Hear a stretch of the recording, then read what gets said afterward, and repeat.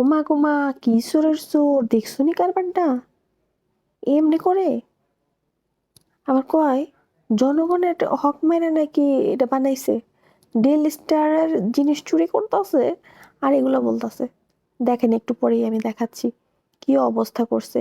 মানে মানুষ ভাবা যায় মানুষ এরকম চোর হয় কি করে।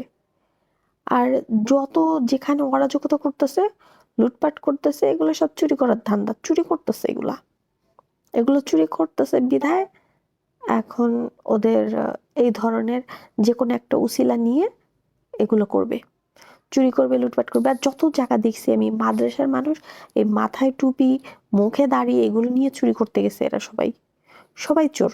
বাংলাদেশে আমার মনে হয় 2024 সাল থেকে এই পর্যন্ত দেখতেছি চোর বাদ দিলে মানুষ নেই, হাতে গোনা দুই একজন। আমাদের মতো বোবারা হাতে গোনা দুই একজন আছি, তাছাড়া মানে চোর বাদ দিলে মানুষ নেই। কোথায় নিয়ে যাচ্ছেন ভাই? কি কি বাসায় নিয়ে যাচ্ছেন ভাই? কোথায় থেকে পেয়েছেন? তিনতলা থেকে। তিনতলায় থেকে পেয়েছেন? কি কি নিয়েছেন?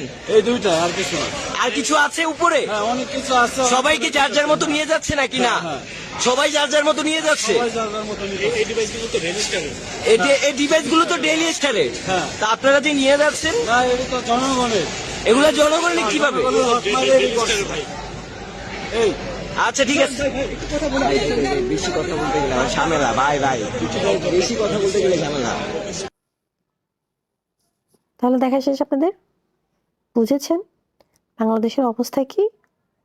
এই হচ্ছে আমাদের নতুন বাংলাদেশ, লাল বদরে বাংলাদেশ।